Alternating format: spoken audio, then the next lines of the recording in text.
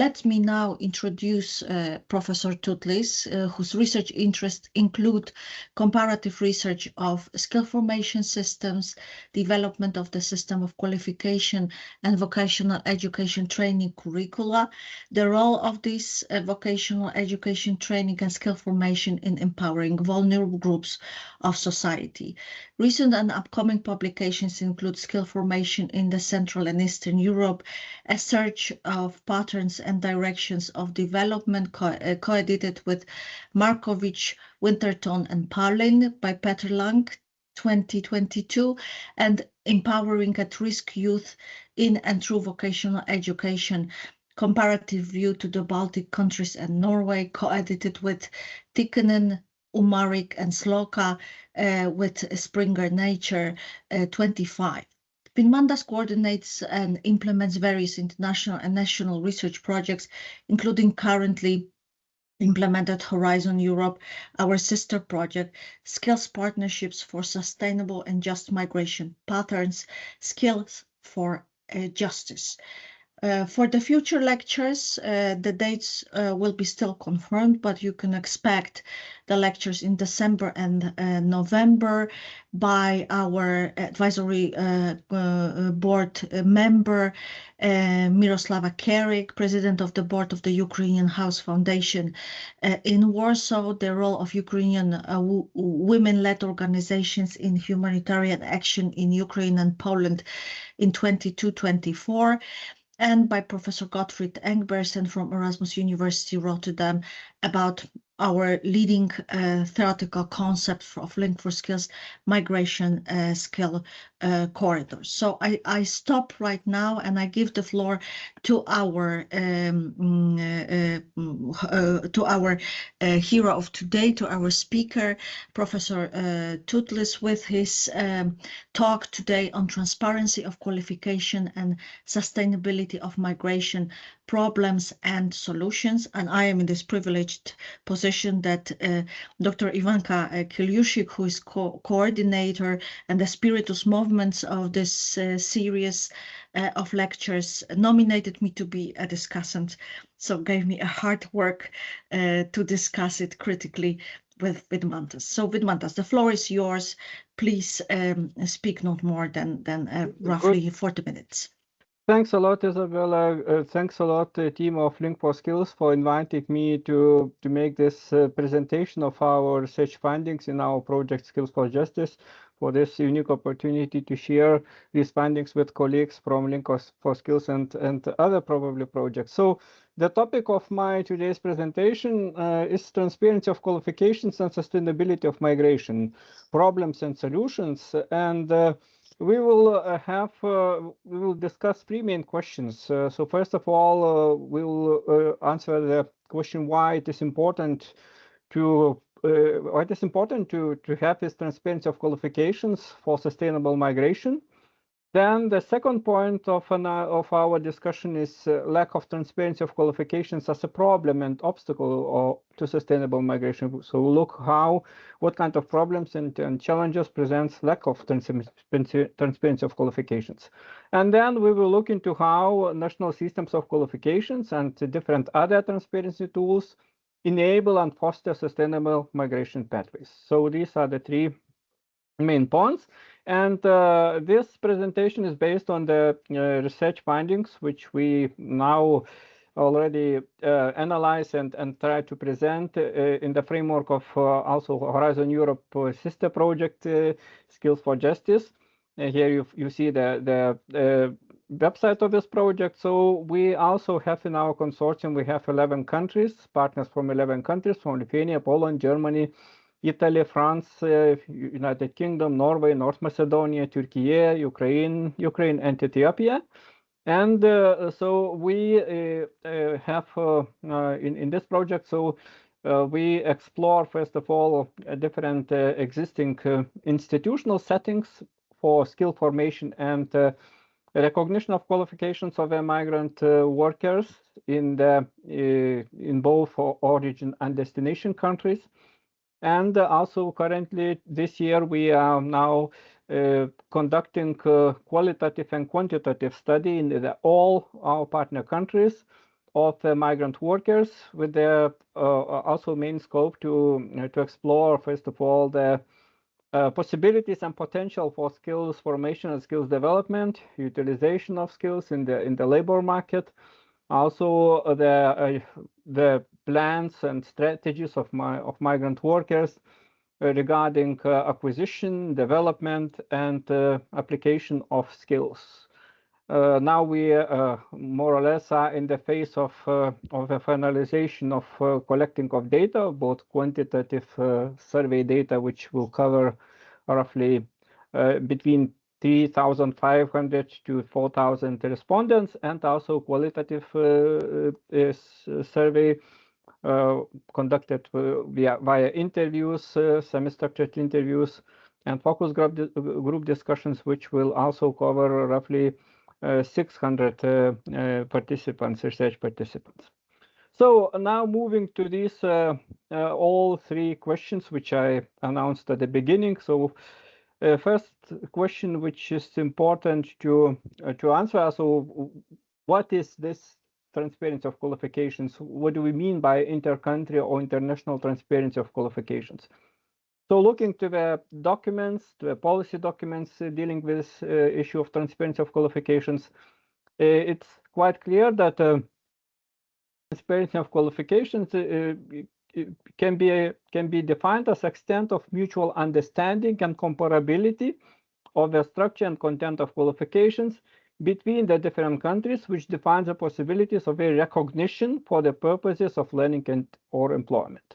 So, and this understanding of qualifications, it covers both content of qualifications, what kind of competencies, what kind of learning outcomes constitute these qualifications, structure of qualifications, how these elements are structured in the format of qualification, then design, the process of design, what approaches of design of qualifications are used, related education and training pathways, so how these qualifications can be acquired, then awarding procedures or awarding processes, and finally usage of qualifications and their quality assurance. So it's important that the stakeholders in the different countries have a well-detailed understanding of all these aspects if we want to have, so to speak, complete or more or less efficient, effective transparency of qualifications. And also another element is comparability of qualifications. So, and the comparability of qualifications is structured by, first of all, by the positioning of qualifications in the national qualification systems of the countries, of the related countries. So, for example, referencing of to the national qualifications frameworks, which provide the level of qualification, or referencing to, for example, sectoral qualifications frameworks, which provide information not only about the level, but also provide very important information about the content of qualifications and about the role of qualifications in the given sector or occupational area. Then, besides of positioning of qualifications, another important element of comparability is comparison and comparability of learning outcomes and competences which constitute qualification. So we need to compare, to analyze these constituting elements, as well as awarding regimes and access to employment and education and training pathways. So what pathways to labor market, to employment, and further education concrete compared qualifications provide. And if you look to the European Union institutions, how this transparency of qualifications is treated, is understood in the European institutions. So one example here from the CEDEFOP, that transparency and transparency of qualifications is understood, first of all, as you see, two main purposes of transparency of qualifications. Is promotion of mobility, which is, in this way, we can say that it's equivalent to migration, and also promotion of lifelong learning. Promotion of lifelong learning of different kinds of learners, including also migrant workers. And this transparency of qualifications is also very closely related with transparency and transferability of learning outcomes between the qualification systems of the different countries. And this involves, first of all, quality assurance of qualifications. Then another important process is credit accumulation and transfer, comparability of skills and qualifications, validation of non-formal and informal learning, and finally recognition of qualifications. So all these processes, they more or less are targeted by this transparency of qualifications, or are enabled, empowered by the transparency of qualifications. So what are the main instruments currently existing European instruments in the field of comparability of qualifications? So first of all, we should mention here, of course, European Qualification Framework for Lifelong Learning, which was established in already almost 2 decades ago, and it was updated in 2017. And this instrument is an instrument which help, of course, to define the level of qualification, but within the EU. So the main, so to speak, function of this instrument is to define the level of qualification between the EU member states. Nevertheless, this instrument has, as we'll see, potential to be used also as instrument for comparability instrument beyond the European Union. Some very important preconditions exist for this, because EQF is already being in a way, first of all, replicated, or it's used as a model for development of other international qualification frameworks, so-called regional qualification frameworks. For example, in the Southern Asian qualification framework is following very much EQF model, as well as now currently developed African continental qualification framework. There were exercises, there were projects for relating EQF with Australian qualification framework. So these processes are going on. Then we also have framework for qualifications of the European higher education area, so-called Bologna qualification framework, which was even earlier started than the EQF. And Bologna framework, differently from EQF, already now covers more countries, just more than, I mean, it doesn't limit to the EU countries, but also cover different neighboring regions and countries, Central Asia, Northern Africa, and many other regions. Europass, of course, instruments, all Europass instruments can be used for transferability. So it's Europass CV, and also different competence frameworks which belong to Europass, including key competence framework and other instruments. Micro-credentials, multilingual classification of European skills, competences, and occupations, so-called ESCO database, which is still under construction, updating, but it's already functional and can be used as an instrument for comparison of the content of qualifications, as well as different competence frameworks, which also were developed, were promoted, supported by the different EU institutions. So there exist a lot of European tools which can be used for transparency and comparability of qualifications. Another important European policy instrument tool, or in this case is a document, it's European Commission recommendation on the recognition or international recognition of qualifications from 2023. From this document, what is particularly interesting and important is so-called skills first principle. This principle gives a priority to identification of the real skills of the applicants from the third countries in matching people with jobs in the destination countries. So here they are not just content with formal comparison of qualifications, but they suggest to focus on real skills. Then it brings the comparison and comparability of qualifications for the recognition purposes closer to the matching of demand and supply of skills. And according to the skills first principle, qualification becomes just an auxiliary object of comparison, guiding comparison in terms of localization of compared sets of skills in the concrete occupational areas and work processes, as well as in terms of defining the vertical localization of these skills according to established levels of qualifications in the NQF. So in a way, it returns back the to the initial role of qualifications as a kind of proxy of skills or proxy of skills and competencies.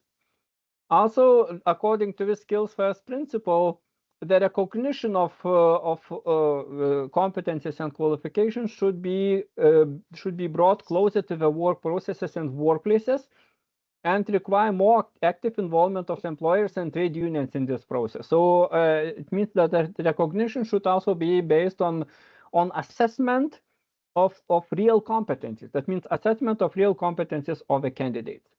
And also that recognition of qualifications requires to delegate more functions and responsibilities in the process of comparison and recognition of the skills and qualifications of the third country nationals to the companies, trade unions, and other local labor market actors. So this principle also promotes fostering of a social dialogue, of a real social dialogue at the different levels, also the level of, so to speak, local actors in the process of recognition of qualifications. And also stresses importance of the links of comparison of the skills and qualifications with the monitoring of labor market needs, and also to professional skills in the work processes, which are subjected to much more intensive and fast changes compared to the more stable formal qualifications. So again, it means that the skills first principle prioritizes what we could call real skills and their manifestation in the work processes for the purposes of comparison and recognition. Now, talking about the key problem of transparency of qualifications in the context of migration and in the context of recognition of migrant qualifications. So failing to recognize the qualifications of migrant workers which they acquire in their home countries, of course, first of all, it results in what we call over-qualification. So this over-qualification of migrant workers in the destination countries is reported in, of course, it's probably most important and the mostly reported problem and challenge, both in the international statistics as well as in the policy documents. So including, for example, yesterday published OECD document on migration, this problem was also overqualification of migrant workers is also mentioned as one of the key issue and challenge resulting from problems in recognizing qualifications acquired in their native countries. So here we can have, for example, the looks to the statistics. If you look, for example, to the statistical data, overqualification rate of employed persons is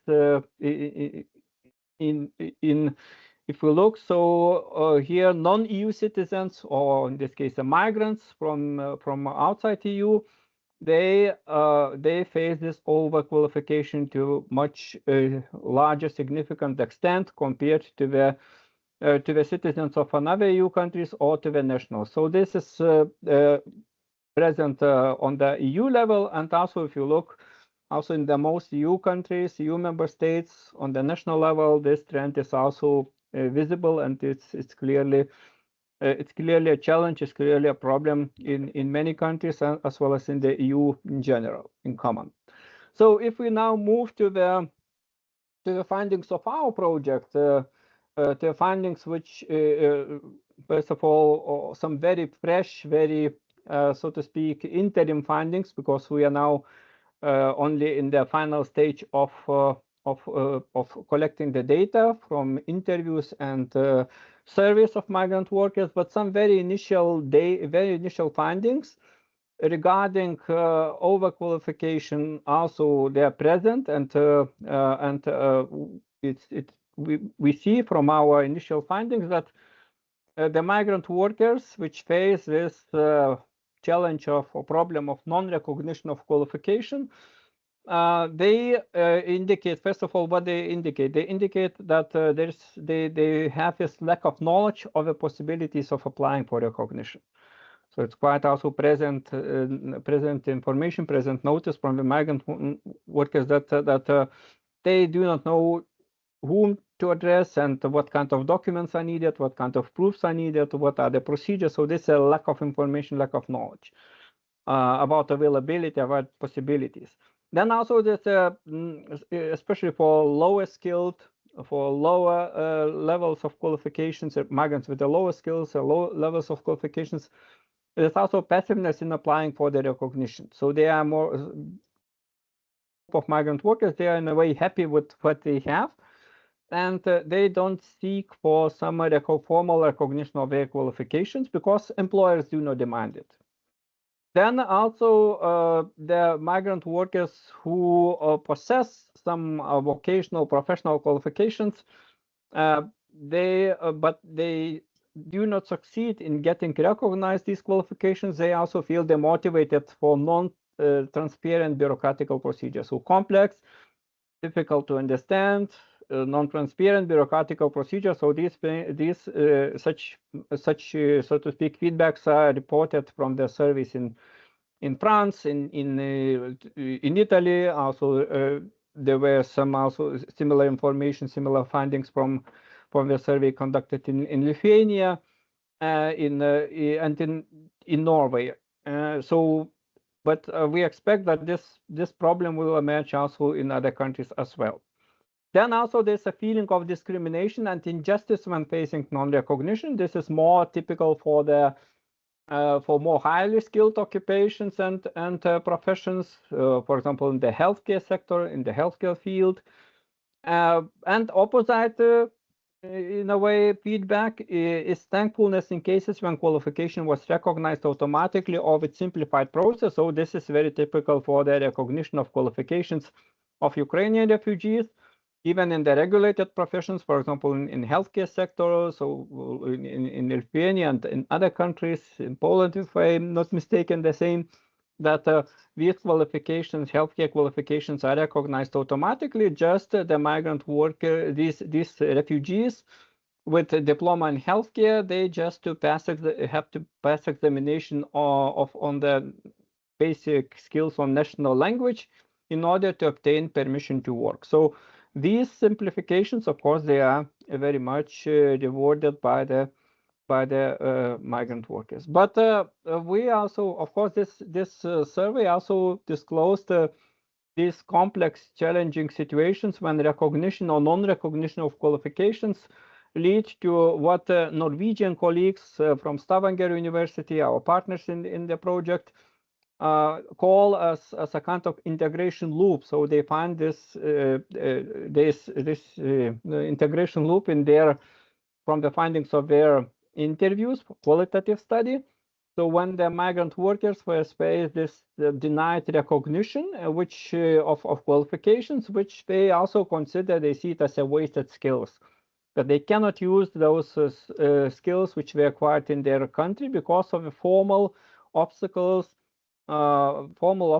to apply those skills at job when the qualification is not recognized. Then, of course, this situation is much more aggravated by language barriers because these language barriers do not permit to them to apply and for the recognition, to in a way protect their rights for the recognition to a full scale. So they need to look for the translation services and all the time, cost, that also language barriers present significant obstacles. Nevertheless, some of them, they keep having hope and expectations that, especially if they receive some promising information, some institutional support, that this problem can be resolved with the time. They also often turn into for the support to informal networks, especially to the local local diaspora. So especially for those for different so to speak diaspora members which already have a contacts with different institutions responsible for the recognition of qualifications or responsible for the regulation of other employment and labor market aspects. But very often this leads also to institutional frustration or frustration in dealing with institutions due to the long, bureaucratized, complex, time-consuming processes. And sometimes it leads to labor market exclusion. That means part of these migrant workers, they move to the shadow. That means disappointed with the failing opportunities to work in the official labor market. Then they move to either to the shadow or working informally, or of course they then are forced to, in a way, to accept jobs with requiring considerably lower qualifications. Of course, this challenge of recognition of international qualifications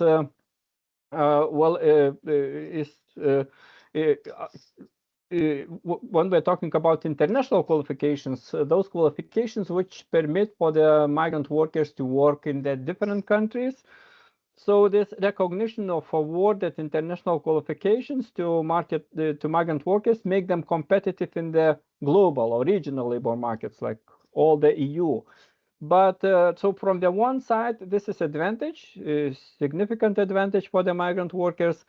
But from the other side, such recognition puts at risk investments of employers and in their destination countries in case of training of migrants. So we face this problem, this challenge, when we analyzed skills partnerships between the Lithuanian Road Transport Association and the Road Transport Association in Uzbekistan, in Central Asia. So these associations, they made a kind of partnership agreement. They established a training center in Uzbekistan for the training of road freight drivers, truck drivers. And then Lithuanian counterparts invested a lot in the infrastructure of the center, in their training materials. They sent their own lecturers, trainers. But this project, which was expected to be a long-term project, it didn't develop into something significant. And there are two reasons of that. One of these reasons is, of course, migration, conservative migration policy, restrictions in providing the visas for the third country nationals from Central Asia to come to work in Lithuania. But the other reason is that once these trainees, or after the training, they receive European qualification of truck drivers, this code 95, if I remember correctly, then significant part of them, they move to Germany. I mean, they are not staying with the Lithuanian employer. They move to a Lithuanian company, but they move to Germany, to other countries, and that's of course decreases the interest of investment in such project from the side of Lithuanian enterprises. So in this case, in the case of skills partnerships oriented to the provision of international qualifications, such skills partnerships, of course, require engagement of partners from the different countries to upscale the volume of training from one side and also to share the risks. So you need to involve different employers associations from the different countries, EU countries. You need to also involve governmental institutions in order to share the risks and also to share the costs. Other important question is, how does this transparency of qualifications help to overcome the difficulties and problems of recognition of qualifications acquired by migrant workers in their home countries? And here we can, from our findings, which we got it from the first stage of our research conducted last year when we interviewed different enterprises, stakeholders, policymakers, authorities of qualifications, and from initial findings of interviews with the migrant workers conducted this year, we see three main, in a way, pathways or patterns how this transparency of qualifications help to overcome the problems of recognition. So first of all, by making comparison of formal qualifications easier. So this making comparison of formal qualifications easier can be ensured by established national qualification frameworks, which are referenced to the regional qualification frameworks. Regional qualification frameworks which unite several countries or broader geographical regions. Or national qualifications when they are referenced to the NQFs and regional qualification frameworks. So in this way, I mean, established, developed national systems of qualifications with a linked between the several countries. So regional qualification frameworks serve as instrument of linking national qualification systems of several countries. So these instruments, of course, they contribute to easier comparison of qualifications. Then also another important contribution of transparency of qualifications is nurturing mutual trust in qualifications. So when the stakeholders in the destination and origin countries, they trust in qualifications awarded in the different countries. So and here, of course, it's important to have established quality assurance mechanisms of qualifications which are linked to quality assurance of skill formation. So it's not enough to have in a way designed qualification framework, occupational standards and qualifications reference to this framework. What matters also is to have clear information and clear proofs how these standards, how these qualifications, how they are in a way used in the curriculum design in education and training institutions, and what quality assurance mechanisms exist also in those education and training providing institutions in order to ensure that the candidates have really the competencies and skills which are declared in the formal descriptor of qualification.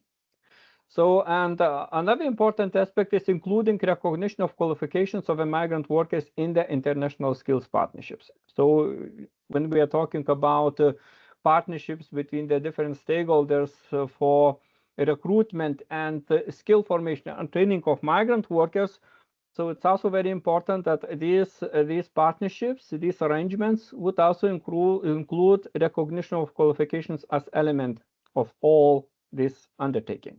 Because if it limits only with training, only with provision of competencies, without recognition of qualifications, so in this case, we can say that this partnership has only short-term orientation, but it fails to, in a way, to ensure sustainability of this skill formation and sustainability of this exchange for the migrant workers, especially for the migrant workers.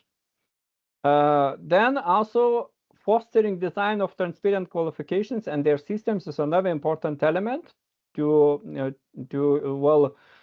solve the problems of recognition of qualifications. And here, what is important is to have this interest of cooperation in development of international qualification transparency tools and instruments. So such instruments as multi-country qualifications or qualifications which are developed by the stakeholders in the different countries, or professional profiles developed by the stakeholders in the different countries, regional and sectoral qualifications frameworks.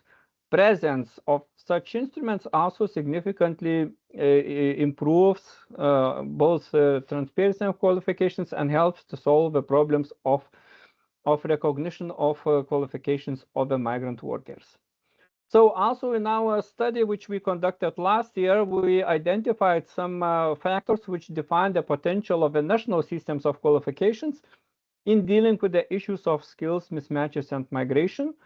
And here you see the list of those factors: stakeholder engagement in the development of national systems and qualifications, usage of national systems of qualifications for the control of immigration, reaction of national systems of qualifications to skill shortages, fragmentation and incompleteness of the national systems of qualifications and their implications for cross-country transparency, and capacity development needs of national systems of qualifications, design and implementation of multi-country transparency tools, and development of skills partnerships and their implications. So let's look to a few more words about each of them. So first of all, stakeholder engagement in the development of national systems of qualifications. What we found is that the extent of ownership of the key instruments of the national systems of qualifications by the corporate, sectoral, or national stakeholders, especially their active engagement and engagement of sectoral stakeholders, companies, enterprises, training providers, education and training providers in the development of national system of qualifications is very important, because it equips all these stakeholders with the capacity to assume significant roles and to take initiatives in the areas of recognition of qualifications of migrant workers. So we notice this, for example, in the active engagement of chambers in the recognition of migrants of qualifications in Germany. It is possible because these chambers, of course, they have already acquired a lot of expertise in the recognition of qualifications of the local workers from the long, from their very rich experience in doing it with the local workers. Similarly, we found that development and usage of qualifications and transparency instruments on the sectoral level largely depend on the interest and engagement of the companies in these processes. So, for example, we have this case of how the so-called builder's card qualification was developed in Lithuania. So, Association of Construction in Lithuania, together with education and training providers and other partners, they developed their sectoral system of qualifications and developed unified standardized construction qualifications recognized by this document, which they call builder's card. And it works like a sectoral framework of qualifications, and it ensures very transparent recognition not only of qualifications of the local so to speak, builders and local graduates, but also transparent recognition of migrant qualifications. So they can easily and rather quickly, easily assess, evaluate competencies, and award recognized qualifications of the migrant workers coming to the sector of construction. But it was possible only because this sectoral stakeholder construction association with active companies undertook this initiative and developed these capacities, created the instrument and developed these capacities. Now, what regards usage of national systems of qualifications for the control of immigration, so here what we found is that very often the qualification recognition system does not adequately account for the diversity of international qualifications, and there exists and it leads to disparities in employment outcomes between migrant workers and their native counterparts. Most often, it results into over-qualification. So it was noticed in Norway, it was noticed in many other countries. In France, for example, it's very noticeable in the regulated professions, sectors with the regulated professions, including healthcare, nursing, and similar sectors. Also, recognition of obstacles for migrants in the form of lengthy bureaucratic procedures of validation of possessed foreign credentials and requirements to undergo requalification, which includes additional education and examinations. This is typical also, especially for regulated sectors with regulated qualifications. The same, for example, healthcare sector in France, with very typical case, very typical examples. Also, decisions regarding the work permits and employment of migrant workers are often issued only based on the formal referencing of credentials to the national or sectoral qualification frameworks of a destination country. And this ignores the importance of skills and competencies acquired by the migrant workers through experiential learning and other informal and non-formal ways. So in our interviews with sectoral stakeholders, for example, in the transport sector in Lithuania and also in other countries, what these representatives told that they criticized very harshly the very what they called stubborn and bureaucratic attitude of the government, believing that corresponding to that document of formal qualification which is brought by the migrant worker can be fully trusted and can be used as in a way as a instrument to filter out those migrant workers which are suitable from those migrant workers which are not suitable. So they criticized it because they believe that if such selection is done on the national level, is done by the migration, so to speak, regulation bodies, migration regulation institutions, it will not permit really to identify those people which are suitable for the job from the point of view of the company. Because from several interviews, I recall the feedbacks of those employers. They told that, well, we can easily identify whether the candidate is really suitable for the job, whether a candidate really possesses the competencies, even from the phone interviews with the migrant workers. When you ask some specific questions and you see whether these candidates are able to answer those questions or not. And then once these candidates come to the company,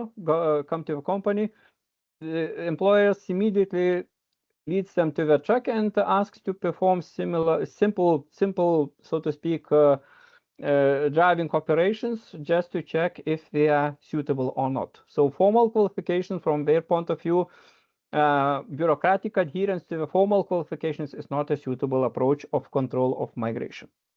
Then design of national qualification frameworks or systems which enable comparison of qualifications by level and size for screening and assessment of qualifications and competencies of migrant workers.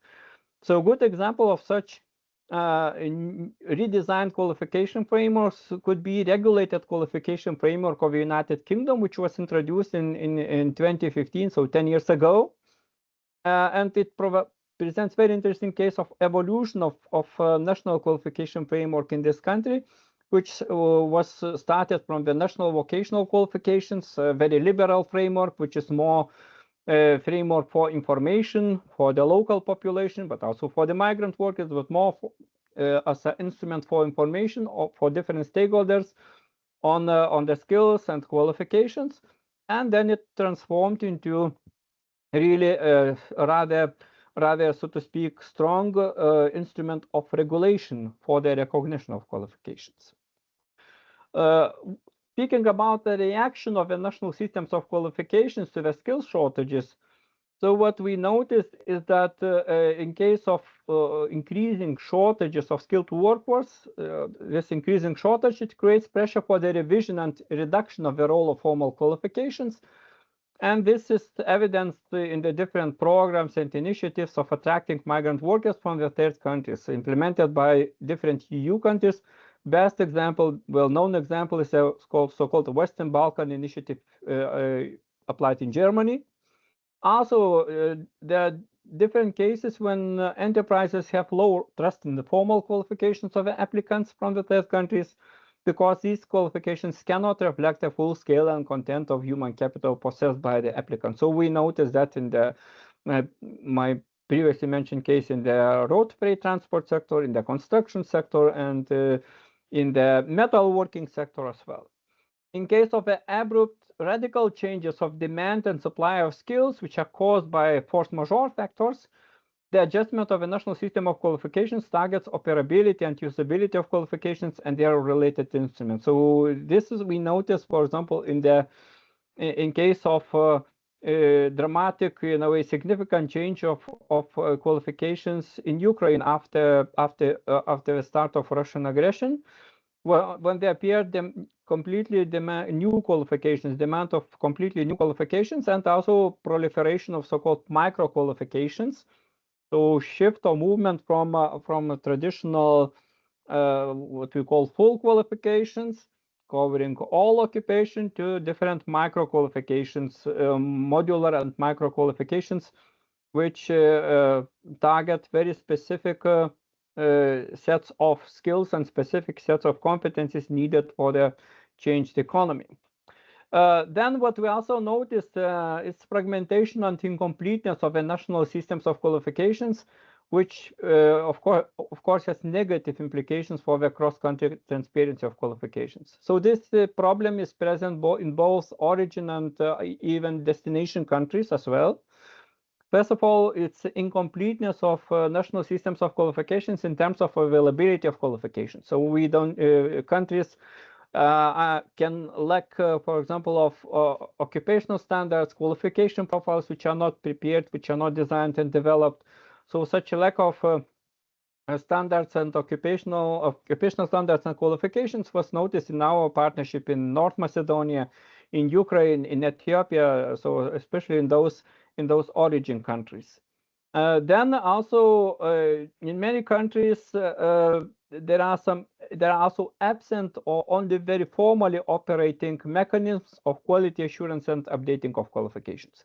So I mean, the qualification standards, occupational standards are not regularly updated.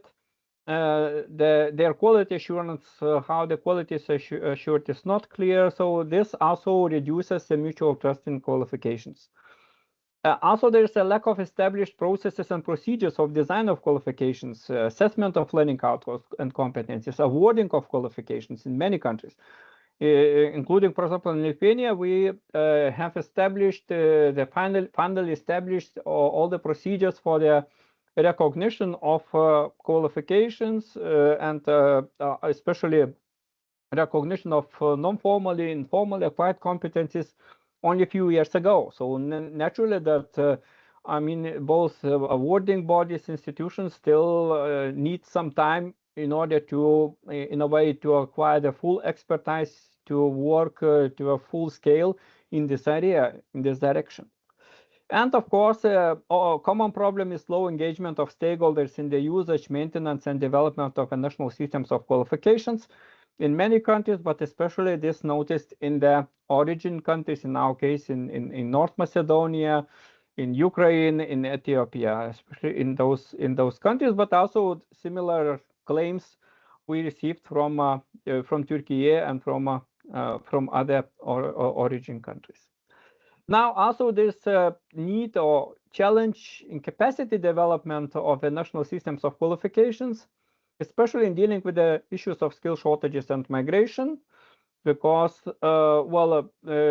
very often also issues emerging from our studies conducted in our partner countries is that there's a low awareness of instruments of national systems of qualification, such as qualification standards, occupational standards, professional profiles, qualification frameworks amongst employers, trade unions, and other stakeholders locally inside of a country. Also, what authorities responsible for the design and development of qualifications in our partner countries indicated is that still many companies, many enterprises, they have very reductionist or so-called low-road human resource management strategies and practices, especially when they compete on price, when they compete on cost minimization. So they don't care about training, they don't care about qualifications, they don't care about also recognition of qualifications. For them, it's something very secondary, unimportant, and not relevant for their everyday activities. And also there's a lack of expertise and know-how in the assessment of competencies and of the migrant workers, what also creates significant obstacles in establishment of comparability of qualification requirements to the qualification requirements of the destination countries. Now, moving more to the solutions, to the conclusion part, to the solutions. One of those factors which we think contribute significantly, or at least create some preconditions for transparent and fluent recognition of qualifications, is the design and implementation of multi-country transparency tools of qualifications. And recently, there appear some new important and effective tools, such as development of regional or sector competence frameworks, and also international professional profiles, which contain information about requirements for typical professional competencies or learning outcomes in a broader geographical region. That means in a group of countries. Such instruments, they provide very rather objective, relevant basis for the comparison of qualifications, and also can serve a source of information for improving the transparency of the national systems of qualifications. One of the good examples of such efforts in developing such these instruments is the project DARIA, Dialogue and Action for Resourceful Youth in Central Asia, which is currently conducted by European Training Foundation. So what they do in this project, they try to, in a way, to develop some space, a kind of space for comparison of learning outcomes and qualifications in these 5 Central Asian countries. by the efforts and with the active involvement of local stakeholders in those countries. So this project, for example, in this project, they conduct comparison of qualification frameworks and qualification systems. They also develop or design the prototypes of multi-country qualification profiles. They also develop common recognition procedures and instruments of assessment and recognition instruments and procedures. And in all of those undertakings, the international experts, they exchange their know-how with the local experts of Central Asian countries. And of course, most important contribution is from the local experts in those countries. And this permits also to establish a kind of mutual trust between the different stakeholders in this region, and also to make their competences, their qualifications more, so to speak, transparent, more understandable to the international audience, especially to the EU countries, stakeholders of the EU countries. So, but this project, this DARIA project already lasts for the third year. It's 4-year, I think, project. So it will end next, 2027.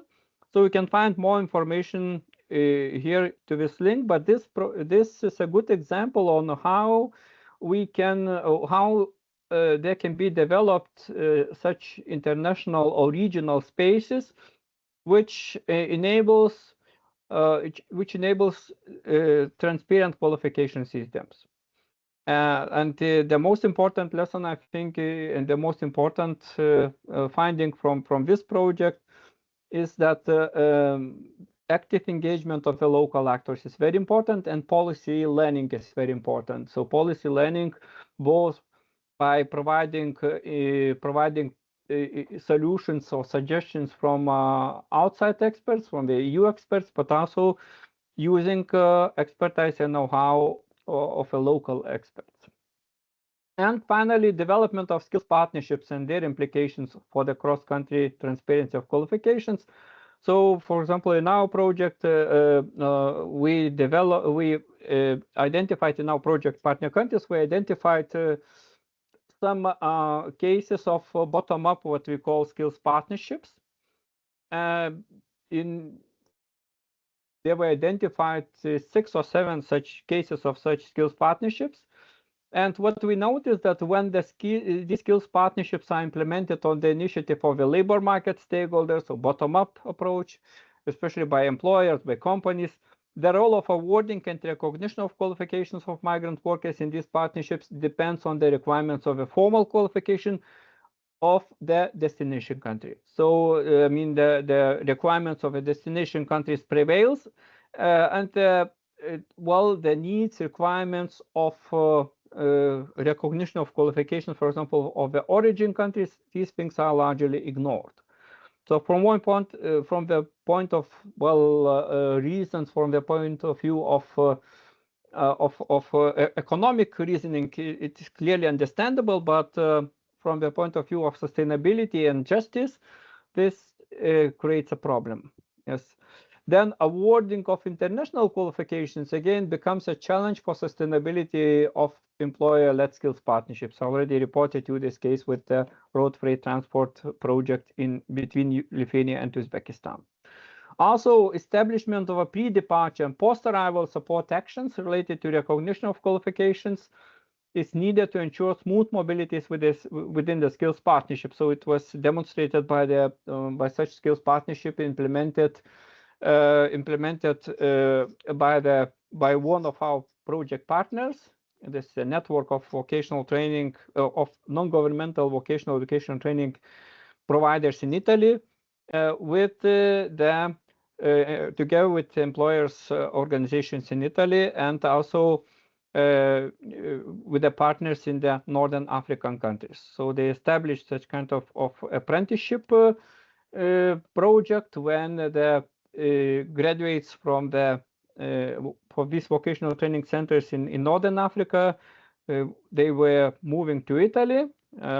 They were in a way directed to the apprenticeship courses in the Italian companies with the subsequent employment.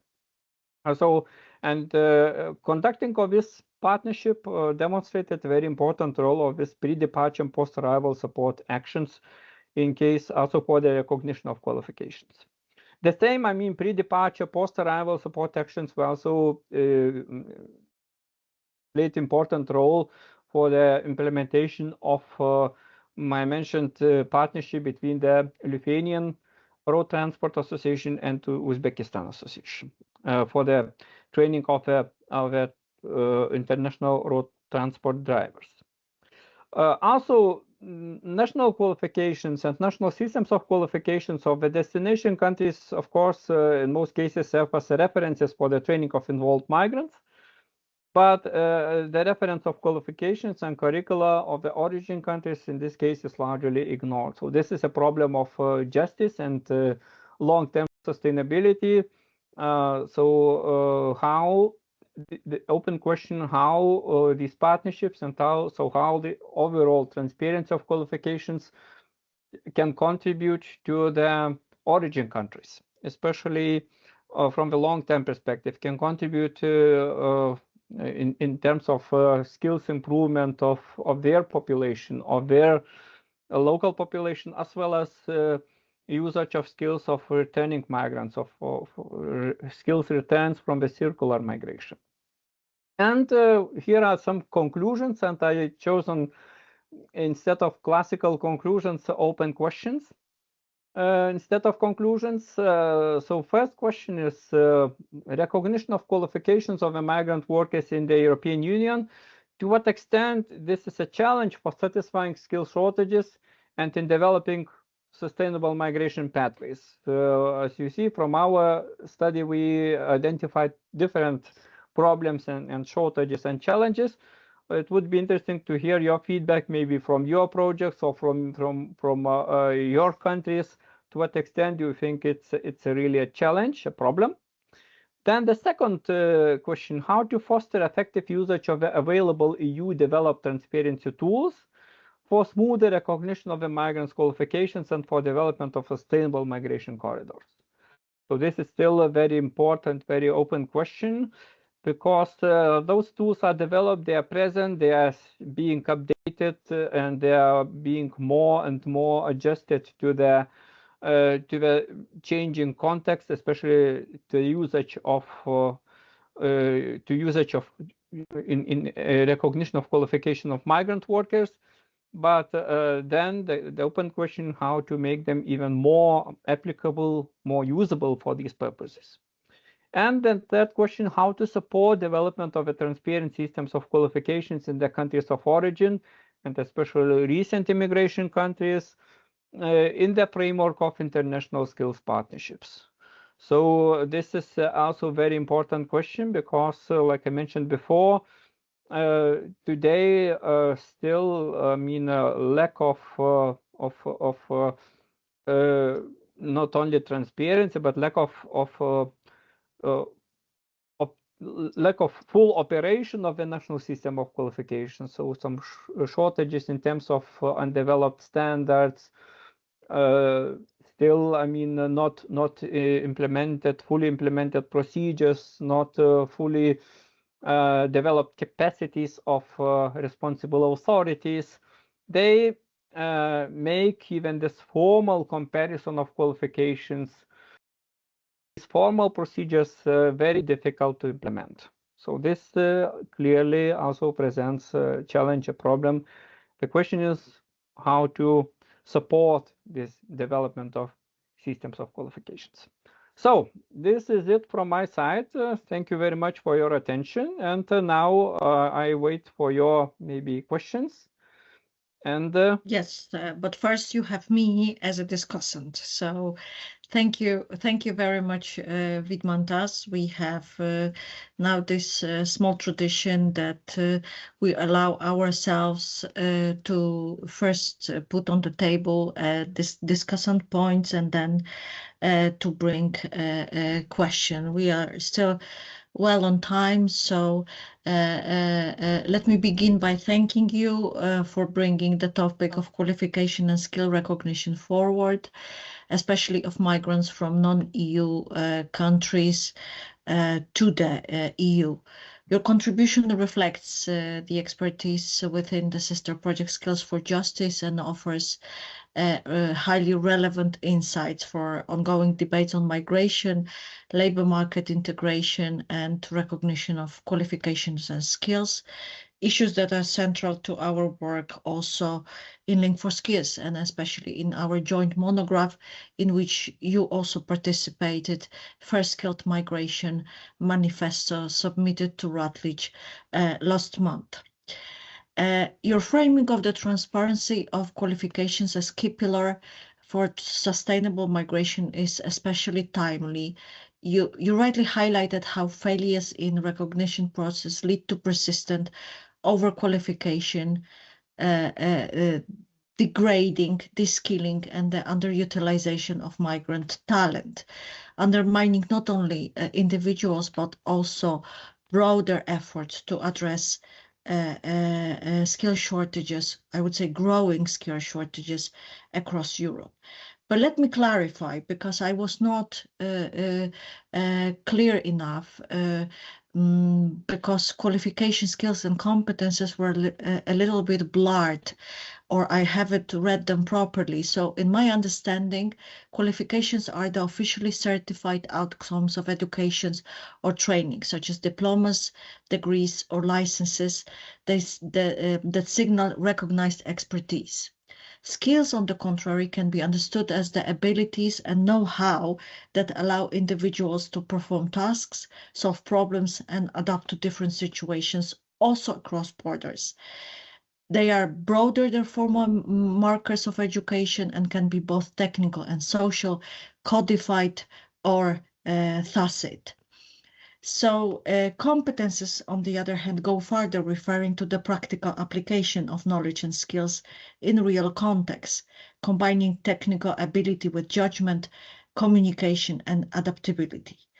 There's also a concept of professions or occupations, which are in contrast a socially regulated occupational field, such medicine, law, or engineering, where entry is tied to specific qualifications, skills, and competences, usually enforced by licensing bodies, which play enormous role in the migration context. In migration, international migration, and particularly from non-EU countries, these distinctions became especially visible because migrants may hold qualifications in their country of origin, but they are often not recognized abroad, leading to occupational downgrading or eventual de-skilling. Competences, on the other hand, may prove more transferable across borders, even when formal credentials lose their values. Professions, on the other hand, are often tightly protected in destination countries where licensing regulatory frameworks restrict access for migrants trained elsewhere. So this means that while qualifications and professions are bound by institutional systems of recognition, competences and skills gained through migration often become the key resource migrants can mobilize to navigate new labor markets and reconstruct their professional identities. And that's what my work,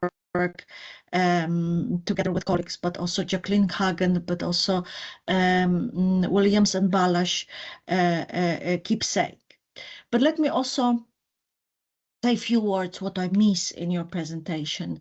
While your presentation maps institutional and procedural shortcomings, such as fragmented recognition system and underused transparencies, like a European qualification framework, micro-credentials, recently discussed at length, because we need to bring applications to them, and hopefully it will be a tool which elevate many barriers for international migrants. I believe that conversation could benefit from greater theoretical grounding in critical migration and labor studies, which are missed a little bit. Recognition regimes do not simply malfunction due to technical inefficiency. They are also shaped by asymmetrical power relations between sending and receiving countries, and by migration hierarchies that often undervalue skills from the global south. A more critical political economy perspective, growing on scholars such as Bridget Anderson, Nina Glick-Schiller, or Gracia Farrer from our Link for Skills Advisory Board, I recalled her today, would help us interrogate why migrant skills are dismissed, not just how to better compare them or recognize them. Your lecture operates within a largely human capital framework where skills and qualifications are treated as objective and transferable units. However, in Link for Skills, we view skills much more as socially constructed, shaped by institutional norms, epistemic hierarchies, and cultural valuations, especially in our migration skill corridor studies, not obviously in statistics because it's impossible. This is crucial because the problem isn't always transparency. It is also legitimacy. Who gets to define what counts as skilled, whose knowledge is recognized, and whose is not. You rightly cited recent developments such as a European Commission recommendation which promotes a skills-first principle. This shift towards recognizing actual competences over formal qualifications and involving employer more closely is promising, but it also raises concerns about fragmentation, variable standards, and the outsourcing of recognition authority to private actors. This reinforces the idea that recognition is not a purely technical process. It is a governance challenge. So I comment your inclusion of migrants' perspective in the lecture, but I push us all to go farther. Too often, migrants as positions are passive recipients of flawed systems.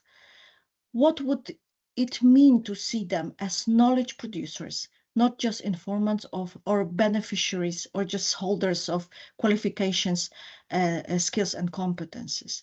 Here we can draw from participatory approaches and post-colonial perspectives. How can recognition system empower rather than marginalize? How do ensure they don't drain from existing geographic or epistemic inequalities or even racial inequalities? To conclude, your lecture opens a vital space for dialogue, but it also challenges us to move beyond the technocratic logic of transparency tools towards a more transformative vision of skill governance, one rooted in justice, reciprocity, and above all, migrants' voice. At Link for Skills, we look forward to working alongside Skills for Justice in advancing that vision. Our shared goals to rethink recognition, reshape governance, and redress inequalities make this collaboration not only promising but necessary, and first step has been done through FAIR Skilled Migration Manifesto monograph. Congratulations once again on your lecture, and I look forward to continue exchange and mutual learning between our sister projects, Skill for Justice and Link for Skills. Thank you very much. Thank you very much for this very nice and very also very constructive, very useful feedback and evaluation. So just one maybe answer, one remark with regards to this perspective of migrant workers and bringing in migrant workers also in the processes of recognition, bringing in their expertise, their know-how. As you rightly noticed, migrant workers as producers of knowledge and producers of know-how. So we also very much expect to include this perspective, to bring in this perspective after the completion of our survey, after the completion of our qualitative study. And once we have the data analyzed, we will bring the picture together. We don't forget this dimension, this perspective of migrant workers. For us, is also of one of a central importance, and we will bring it for sure to our study and also to analysis of both also recognition of qualifications after we have these findings and results, and then we'll be happy to share with you also with you and other sister projects these findings. Thanks a lot for very important and very good in terms of critical points which need to be addressed. Your feedback. Thanks a lot. Thank you. Let's open the floor. I see that Katerina showed herself, so I think you're attempting to ask the question. Please, Katarina, the floor is yours. Thank you very much for the lecture, for the discussion. I have a question. Did you have a chance to narrow down the focus on Ukrainian refugees coming from temporary occupied territories when their records are not complete, for example? Because as your colleague mentioned about skills recognition, this is one thing. Competences recognition, this is the other. And if a person has tertiary education, but without any diploma because it's gone, what should they do? Thank you.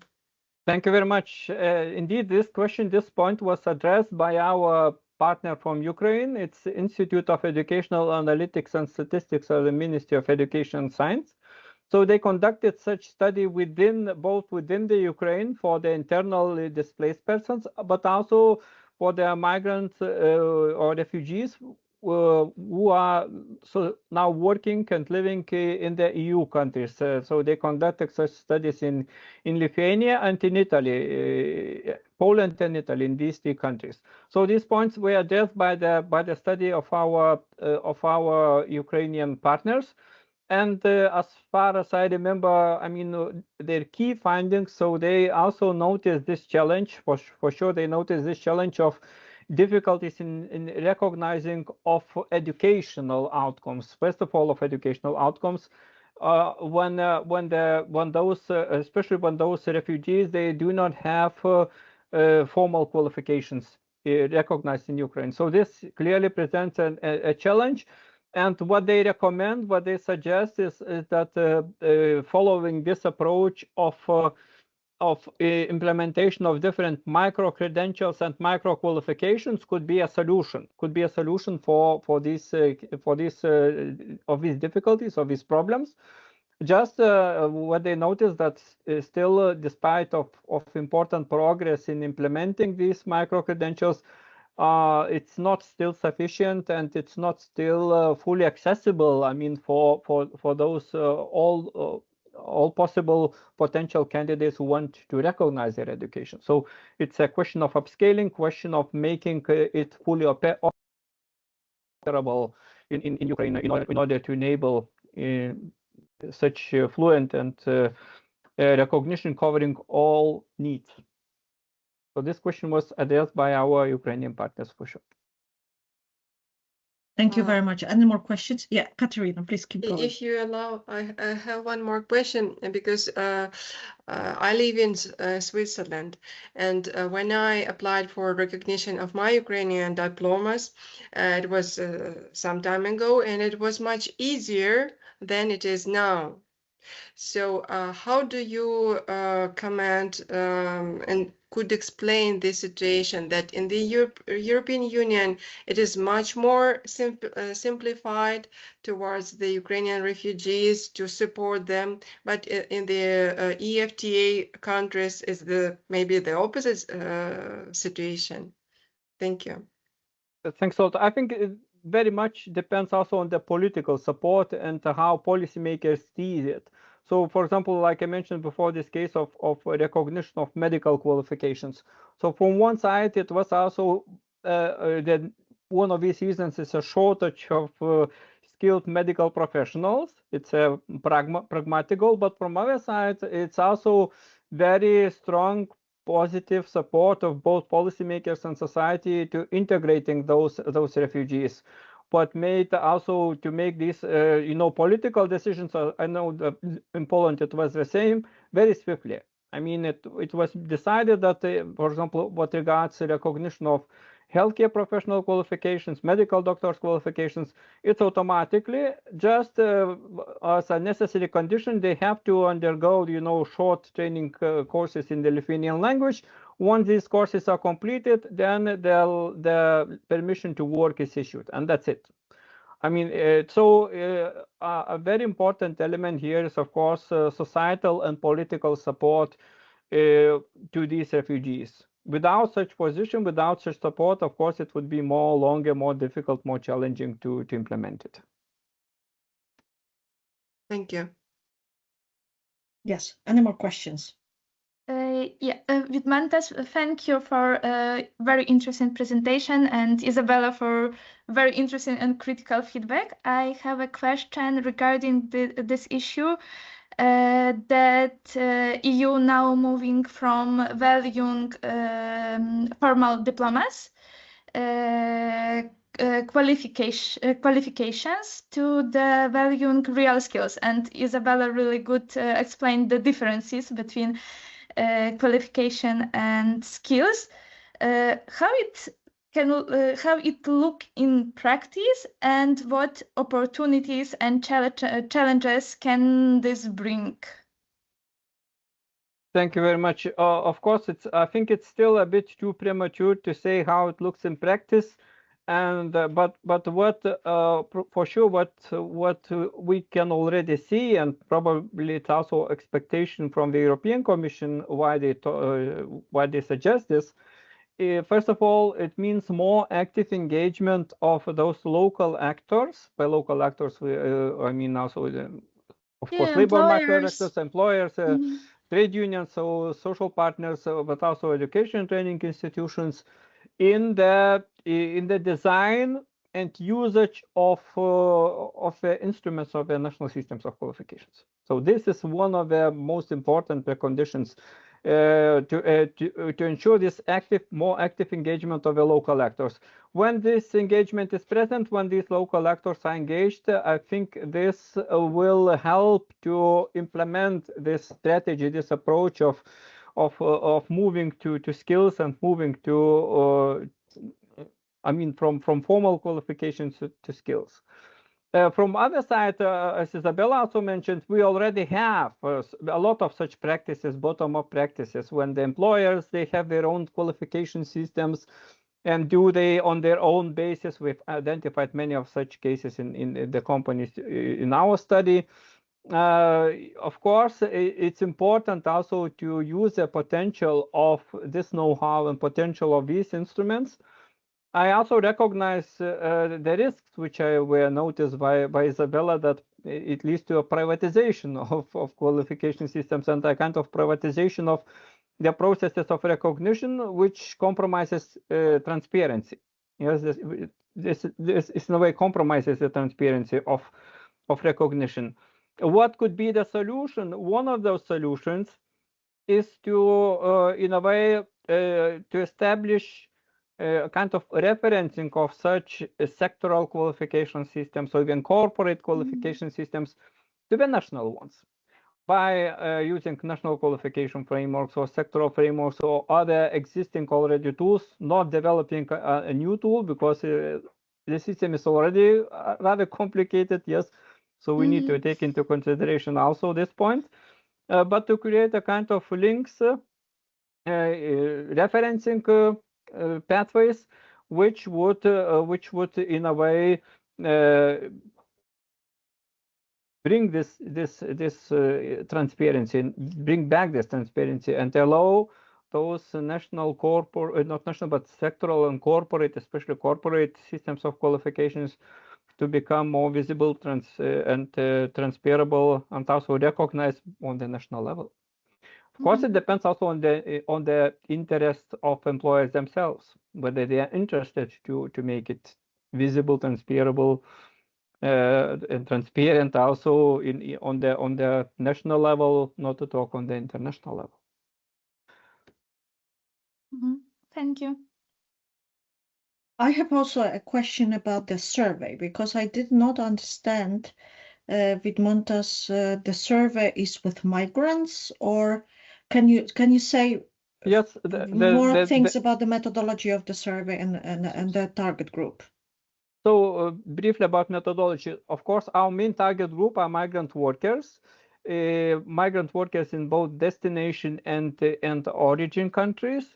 The main, of course, target group means migrant workers, or those migrants who we also include, for example, refugees or so-called forced migrants, but they have to participate in the labor market, or to be enlisted to participate in the active labor market policies implementation of effective labor market policies or programs. So this is our main target But group. with all skills, low All skills, all skills levels. Yes, all levels of qualifications, all kinds of skills, all sectors. Okay. So it depends on the on each country. I mean, on the distribution of those migrant workers in the different sectors and in the different areas of activities.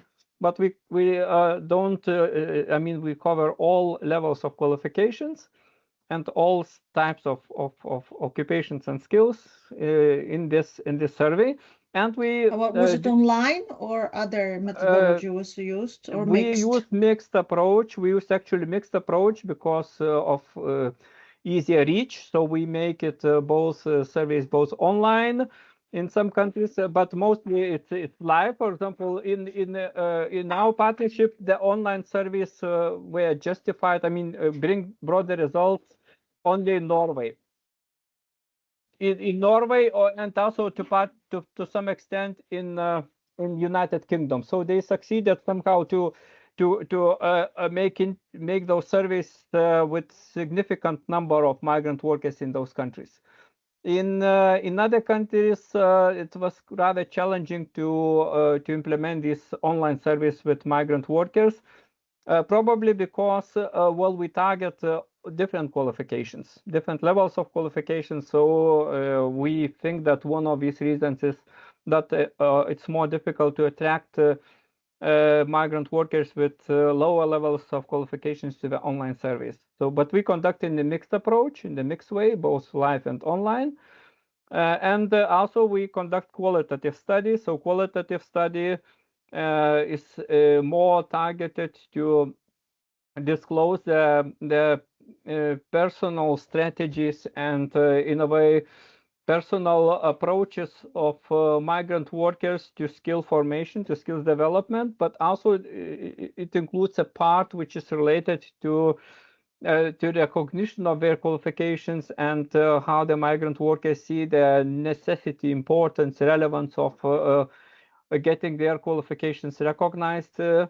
Also by referring to their migration pathways and migration strategies, whether they are going to stay in the destination country or maybe they are planning to return back. So these points are also included.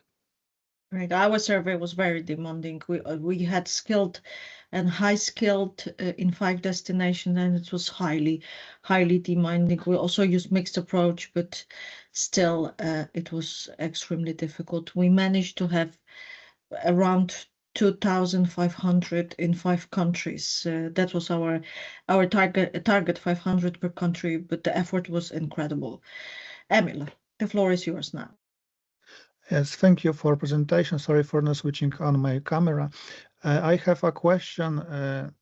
Are there any links between overqualification and post-migration practices? So how does overqualification influence migrants' decisions to stay, return, or further migrate? It's really a really interesting and relevant question, and this question is also included in our both quantitative and qualitative surveys of migrant workers. But still, as I informed you, that we now just ending this month, collecting of data. We have only very preliminary findings. I mean, sharing between us in the meetings. So we will be able to answer this question, I believe, after completing of analysis of our data. So it will happen, I believe, somewhere towards the end of December or in January. But this question is included in our. So it's one of our research questions in conducting both quantitative and qualitative surveys, and we will share the answers, of course, with all the partners. We have a space for last question. Anyone? Maybe you, Vidmantas, want to ask question or put final comment? Yes, maybe one of my questions is maybe you can share some insights from your research, some key insight, important insights from your research, especially from the surveys of employers or migrant workers. We haven't conducted employers. No, just migrant workers, yes? In survey, in migration skill corridors, qualitative approach, we interviewed in DIAT various stakeholders. That could be employers, they could be stakeholders from civil service and so on. So we haven't targeted particular employers. They were among stakeholders in the qualitative part of migration skill corridors.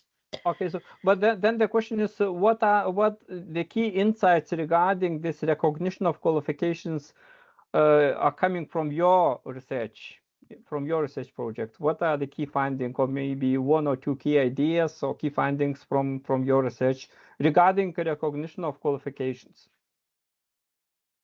Yes, that's a very good question. I don't think that we have for now this particular answers, because we haven't targeted this topic such in depth as you. It was one of many topics, and definitely this is something which is a big barrier to make, flow of skills in migration skill corridors fair, because there is a very limited or lack of recognition of skills.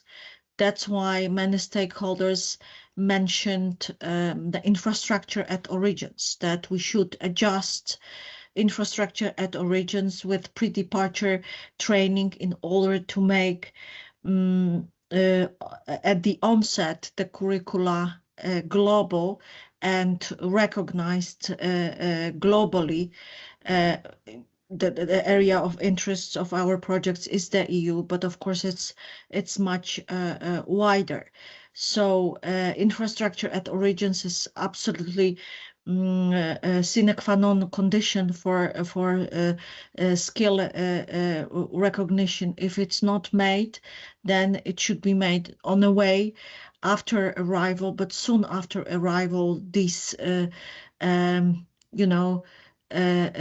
small units recognition of it might happen through micro-credentials, but as we know, micro-credentials are a very recent concept, which is of the European Union, to make the skills portable. So we shouldn't think en masse about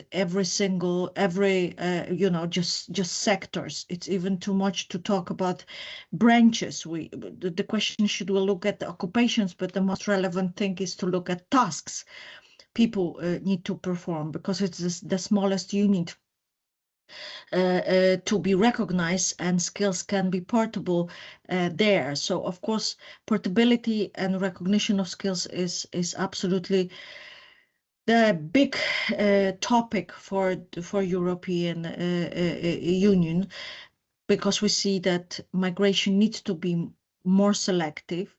Selectivity means selectivity of skills. Selectivity of skills means recognition of skills, yes, and how to deal with all that in order not to waste human capital. So we have findings in relation to that in migration skill corridors, but we are also in the middle of analyzing skill corridor data. So we can just say what we did in the Polish team, which was Ukrainian-Polish migration skill corridors, and as developed corridor with the pre-war legacies, and emerging corridor Filipino Poland. So I can maybe ask my colleagues to join me in referring to these findings. I don't know, Olga, if you can talk, in what kind of position you are, to say a few words about the Filipino-Poland migration skill corridor, what we found in relation to skill recognition issue. Yes, I can talk. I don't know if you can hear me properly. It's fine. Okay. Yes. So what we found out was a huge mismatch between the skill Filipinos had or they achieved when they were in the Philippines or the country of previous stay, and what the job undertaken in Poland. The attitudes toward this match was different. That was basically very interesting to me, that people don't really feel highly upset or depressed because they are super high qualified in Philippines, and in Poland they're working in a factory. But nevertheless, it was very visible that there is a mismatch, and especially in the Filipino case, I think. And because also I did my own research, my part of my PhD is about this. So I realized that I think among 40 of my interlocutors, 30 or even more people had high education. And most of them work here as a factory worker in the production side, drivers as well. So yeah, that was visible, especially in that case, that it was this mismatch, but the attitudes were different. I mean different than, for example, when I'm reading about the Polish people who are working below their qualification abroad. Yeah, also Filipino-Poland emerging migration skill corridor is very peculiar because there is no migration infrastructure except the Yeah. private ones, because there's no MOUs, there are no any other, governmental agreements, memoranda, nothing. So this is a mismatch at the macro level, yes? So that's why infrastructure is not created. If we take my assumption from my discussant perspective, that this is a part of political economy and there is no political structure behind that, so the recognition even is more complicated because there is no structure. But of course, Ukrainian case is different. So Ivanka and Emil can relate to that. Yeah, I think that we already spoke a little bit about this today, because Ukrainian migration is a little bit another kind of migration, especially the last wave, that it's forced migration. And because of that, in Poland, the most of the women, because it's mostly women, overqualified. So they possessed higher or medium skills, and that's why the skilling is really high now, nearly 40%. So it's still very high, and it's also depend to the possibility of the transfer of the skills and qualifications, especially in different special local sectors, for example, teachers, lawyers. So sometimes it's really difficult to transfer possessed qualifications and skills to the Polish local ground. Yep. So this echoes very much with also our findings with Ukrainian refugees. I see a lot of parallels also. But it's also connected with lack of the proficiency of professional language. If people are lawyers and they do not speak Polish, it's impossible for them to work as lawyers in Poland. That was the same case with post-accession migrants from Poland and Lithuania in the UK. They didn't have the proper command of professional English, so they took jobs which were available. So it can be somehow explainable, yes, when people progress with language, especially because just a language is not a solution. It needs to be professional language, professional vocabulary, which limits this recognition and portability. If they are highly regulated professions, like as lawyers, doctors, then teachers. even the teachers, it's even more complicated. All right, time is running extremely fast. I need to go to the next meeting. So Vidmantas, let me thank you on behalf of Link for Skills and every participant. We had a very fluid group of people today, and because of the change of the date of the lecture, apparently we lost some participants, but nothing lost because we are recording it. So definitely we will share the link, and please also Vidmantas to share with your consortium, because I'm not sure if all these messages are reaching your people, which is a big consortium as well. So I hope that they can listen the lecture and the discussion we had afterwards, which is definitely worth hearing and rethinking again. The topic will be on the table for the next decade or more. So it's absolutely crucial, urgent, and necessary to be put forward. So thank you very much Thank you for very this much, also, afternoon together, for inviting. and see you then at the next lecture.